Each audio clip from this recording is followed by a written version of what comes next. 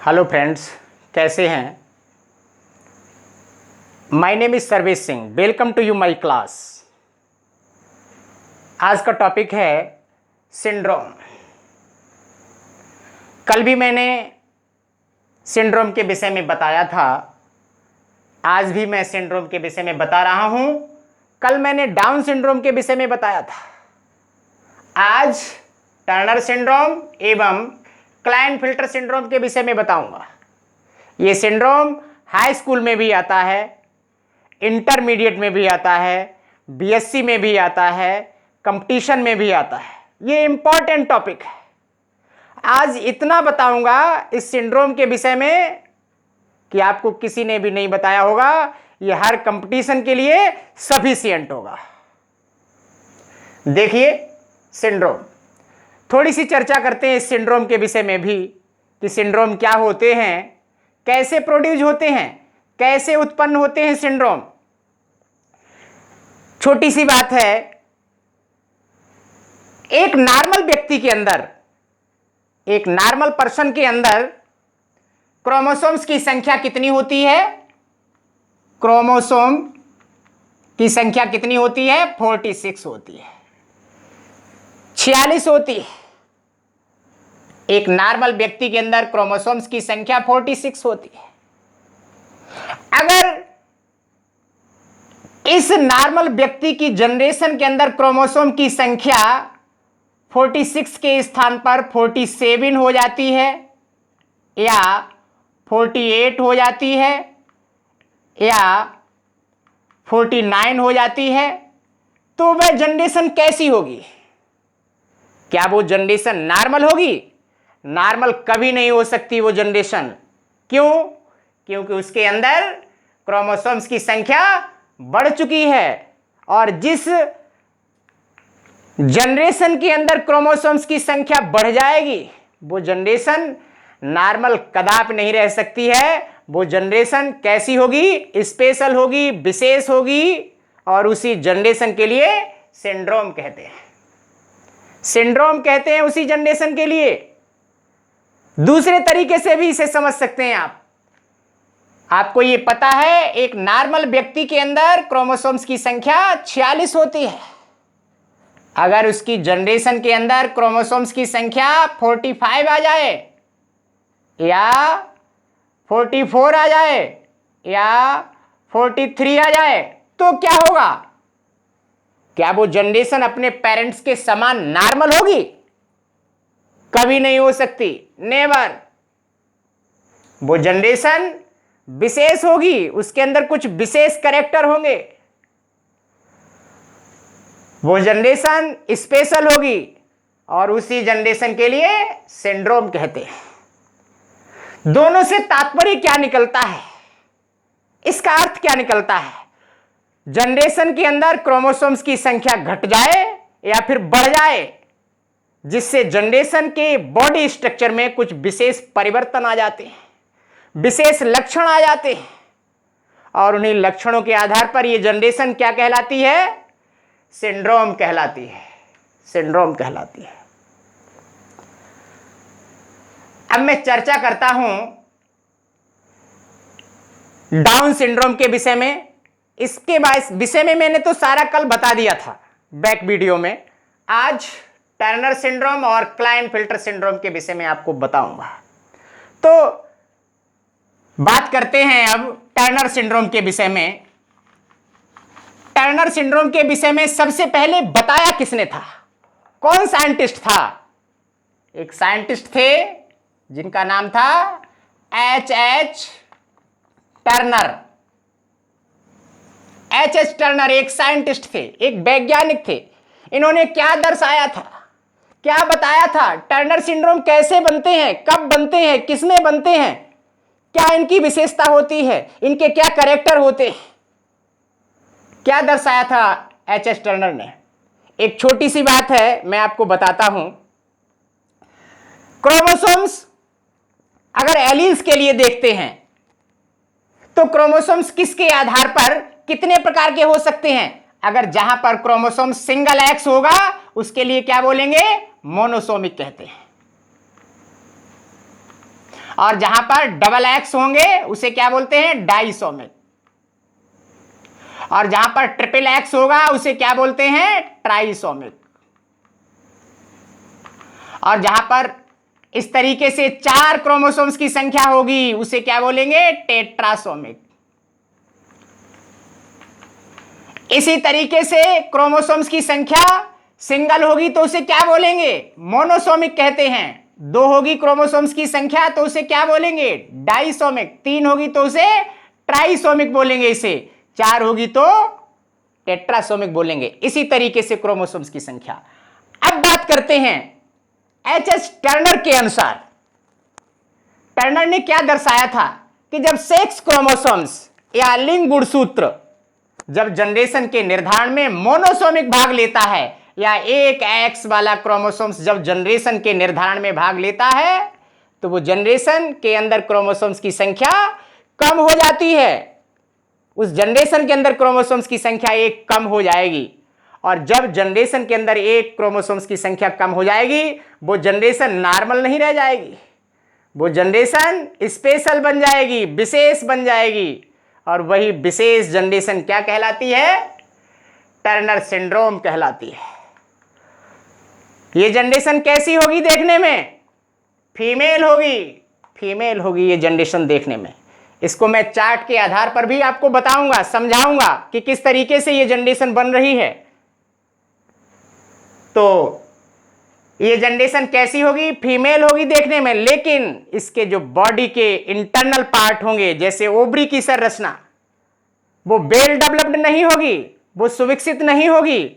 उसके अंदर ओवा का निर्माण नहीं होगा। और जिसके अंदर ओवा का निर्माण नहीं होगा तो आर्तोचक्र की क्रिया उसके अंदर नहीं हो सकती। वो अपने समान जनरेशन उत्पन्न नहीं कर सकती। वो लाइफ स्टेराइल बने रहते हैं, बांधे बने रहते हैं। वो अपने समान जनरेशन कदापि नहीं कर सकते। और क्या बताया था एच टर्नर ने, क्या दर्शाया था कि जब 5000 जनरेशन जन्म लेती हैं तो उनमें से एक जनरेशन टर्नर सिंड्रोम वाली भी होती है। इनकी गर्दन छोटी होती है, मूर्ख होते हैं, IQ कम होती है, लेकिन ये जनरेशन प्रोड्यूस नहीं कर पाती। गुस्सैल भी होते हैं ये विशेषता होती है। सीधी सी बात है, इस जनरेशन के अंदर क्रोमोसोम्स की संख्या 46 की जगह पर 45 ही रह जाती है। तब ये टर्नर सिंड्रोम प्रोड्यूस होती है, उत्पन्न होती है। अब दूसरे सिंड्रोम की बात करते हैं अगर, जैसे क्लाइनफिल्टर सिंड्रोम। इसके विषय में क्या दर्शाया गया था, इसके विषय में किसने बताया था, क्या बताया था इसके विषय में, क्लाइनफिल्टर सिंड्रोम क्या होते हैं। एक साइंटिस्ट था, अमेरिका के साइंटिस्ट HF क्लाइनफिल्टर। ये अमेरिका के रहने वाले थे साइंटिस्ट। इन्होंने क्या दर्शाया था, अभी आपने ये जाना था कि क्रोमोसोम मोनोसोमिक, डाइसोमिक, ट्राइसोमिक, टेट्रासोमिक, पेंटासोमिक होते हैं। तो HF क्लाइनफिल्टर ने क्या बताया था इसके विषय में कि क्लाइनफिल्टर सिंड्रोम कैसे होते हैं। इन्होंने ये दर्शाया था कि यदि सेक्स क्रोमोसोम्स ट्राइसोमिक वाला भाग लेता है जनरेशन के निर्धारण में, तो ये जनरेशन, ये ट्राइसोमिक क्रोमोसोम्स है। जब ये क्रोमोसोम्स जनरेशन के निर्धारण में भाग लेता है तो ये जनरेशन नॉर्मल नहीं रह जाती है। यहां पर क्रोमोसोम्स की संख्या 47 हो जाती है। और जिस जनरेशन के अंदर क्रोमोसोम्स की संख्या 47 हो जाएगी, वो जनरेशन स्पेशल बन जाएगी। HF क्लाइनफिल्टर के अनुसार वो जनरेशन विशेष बन जाएगी। और वही जनरेशन क्या कहलाती है, क्लाइनफिल्टर सिंड्रोम कहलाती है। लेकिन इनके अंदर भी कुछ कमी होती है। क्या कमी होती है, टेस्टिस की संरचना वेल डेवलप्ड नहीं होती है, जिससे उसके अंदर स्पर्म प्रोड्यूस नहीं होते हैं। और जब स्पर्म प्रोड्यूस नहीं होंगे, युग्मक प्रोड्यूस नहीं होंगे, तो ऐसी जनरेशन अपने समान कभी भी जनरेशन प्रोड्यूस नहीं कर पाती है, जनरेशन उत्पन्न नहीं कर पाती है। ये भी जीवन भर बांध बने रहते हैं। एक मैं विशेष बात बताता हूं, HF क्लाइनफिल्टर ने यह भी दर्शाया था कि ये जनरेशन अत्यधिक मेल होती है और फीमेल भी हो सकती है। विशेषता क्या होती है? ये भी मूर्ख होते हैं, IQ कम होती है इनके अंदर, गुस्सेल टाइप के होते हैं, ये देखने में मेल होते हैं, इनका चेस्ट उभरा हुआ होता है, फीमेल जैसा होता है। इसलिए इसका एक दूसरा नाम भी है, इसे क्या कहते हैं? गायनोकेमिस्ट्रिया भी कह सकते हैं। इसे क्या कहते हैं?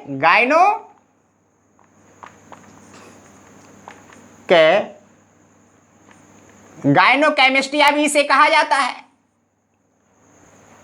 ये विशेषता है। ये जो मेल होते हैं, इनके अंदर क्रोमोसोम्स की संख्या 46 की जगह पर 47 हो जाती है, तो ये क्या बन जाते हैं? क्लाइनफिल्टर सिंड्रोम बन जाते हैं। और ये सिंड्रोम मेल भी हो सकते हैं, फीमेल भी हो सकते हैं, लेकिन ये जनरेशन प्रोड्यूस नहीं कर पाते हैं। अब मैं आपको एक चार्ट के माध्यम से समझाता हूं, ये सिंड्रोम किस तरीके से प्रोड्यूस होते हैं, किस तरीके से बनते हैं, ये मैं आपको बताता हूं, दर्शाता हूं। सीधी सी बात है, जो मेल का सिंबल होता है वो क्या होता है? XY। मेल का सिंबल क्या होता है? XY होता है। फीमेल का सिंबल क्या होता है? XX होता है। फीमेल के क्रोमोसोम्स XX होते हैं, मेल के क्रोमोसोम्स XY होते हैं। अब क्या करते हैं, इनको क्रॉस कराने के लिए इन दोनों को सेपरेट करते हैं, अलग अलग करते हैं। इधर ये X आ गई, इधर ये Y आ गई। इसी तरीके से इधर भी क्रॉस कराते हैं, तो इनको अलग अलग करते हैं। लेकिन अब यहां पर समझने वाली बात आ गई है। होता क्या है, जब क्रोमोसोम्स गैमेटोजेनेसिस की क्रिया में अलग अलग नहीं हो पाते हैं, युग्मक अलग अलग नहीं हो पाते हैं, तो वहां पर क्रोमोसोम्स इकट्ठे बने रहते हैं। ये क्रोमोसोम्स हैं, ये इकट्ठे बने रहते हैं इस तरीके से। और यहां पर कितने बचे? दोनों X यहां पर आ गए, और यहां पर कितने बचे? कुछ बचा क्या? बताइए। क्रोमोसोम्स की संख्या यहां पर 0 हो गई। Any doubt? किसी स्टूडेंट को कोई डाउट हो तो बताइए। अब इसका क्रॉस कराते हैं, देखिए किस तरीके से ये सिंड्रोम प्रोड्यूस होते हैं। इसका क्रॉस एक बार इससे होगा, फिर इसका क्रॉस एक बार इससे होगा, इसका क्रॉस इससे कराते हैं। इधर क्या है? Y, इधर क्या है? क्रोमोसोम्स की संख्या 0, कुछ भी नहीं है, कुछ भी नहीं है। इस जनरेशन की डेथ हो जाएगी, इस जनरेशन की डेथ हो जाएगी, ये डेथ हो जाएगी इस जनरेशन की। ओके, अब इसका क्रॉस एक बार इससे कराते हैं, इसका क्रॉस इससे करा दिया। यहां पर कितने X हैं? 2 X है, यहां पर 2 क्रोमोसोम्स हैं यहां पर, और एक क्रोमोसोम्स ये वाला आ गया। क्रोमोसोम्स की संख्या यहां पर कितनी हो गई? एक एक्स्ट्रा हो गई है, एक अतिरिक्त हो गई है। तो इस जनरेशन के अंदर क्रोमोसोम्स की संख्या कितनी हो जाएगी? इसके लिए क्या फार्मूला होता है? 2n+1। इसका मतलब क्या हुआ? 44 प्लस 1 2 3 XY। क्रोमोसोम्स कितने हो गए? 44, 1 45, 46, 47। गुणसूत्रों की संख्या 47 हो गई है। अब ये जनरेशन कैसी होगी? अब ये जनरेशन क्लाइनफिल्टर सिंड्रोम वाली होगी, विशेष होगी ये जनरेशन। लेकिन देखने में कैसी होगी? मेल होगी, मेल होगी। लेकिन ये अपने समान जनरेशन उत्पन्न नहीं कर सकती है। लाइफ स्टेराइल बनी रहती है, बांध बनी रहती है। इसी तरीके से इसका क्रॉस एक बार इससे कराते हैं और एक बार इससे कराते हैं। देखिए इसका क्रॉस एक बार इससे करा दिया,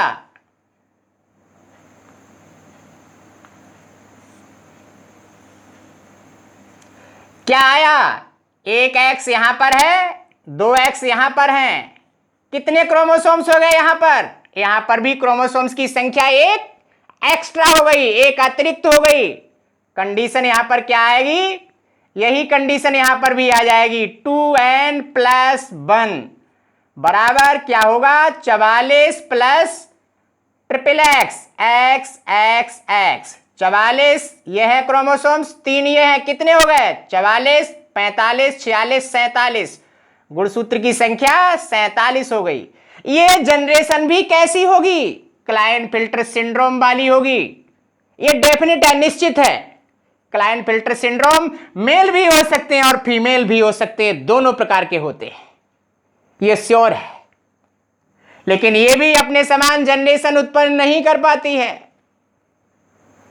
अब इसका क्रॉस एक बार इससे कराते हैं, इसका क्रॉस इससे कराया तो क्या आया, यहां पर क्या है, एक क्रोमोसोम्स एक्स, यहां पर क्रोमोसोम्स की संख्या 0 है, 0 आ गई क्रोमोसोम्स की संख्या। तो यहां पर अब क्रोमोसोम्स की संख्या एक कम हो गई है, तो इसके लिए फार्मूला क्या होगा, 2n - 1 क्या होगा, 44 प्लस ये वाली एक्स, ये वाला क्रोमोसोम्स आ जाएगा। अब कितने हो गए क्रोमोसोम्स, 44 और एक 45। यहां पर गुणसूत्र की संख्या कितनी हो गई है, 45। तो ये जनरेशन कैसी होगी, ये जनरेशन टर्नर सिंड्रोम वाली होगी। देखने में कैसी होगी, फीमेल होगी। ये भी अपने समान जनरेशन उत्पन्न नहीं कर सकती है, ये भी अपने समान जनरेशन उत्पन्न कभी नहीं कर सकती है, पूरे जीवन भर स्टेराइल बनी रहेगी, बांध बनी रहेगी। एक साइंटिस्ट था जिसने एक स्पेशल बताया था इसके अतिरिक्त भी, क्या बताया था, टीएच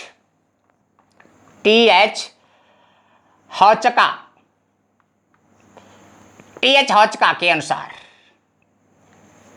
कह सकते हैं, क्या दर्शाया था इन्होंने ये बताया था कि जब मेल के अंदर, क्लाइनफिल्टर सिंड्रोम में जब मेल के अंदर डबल बाई वाला क्रोमोसोम्स भाग लेता है तो ये मेल नॉर्मल नहीं रह जाते हैं, सुपर मेल हो जाते हैं। ये कैसे हो जाते हैं, सुपर मेल हो जाते हैं।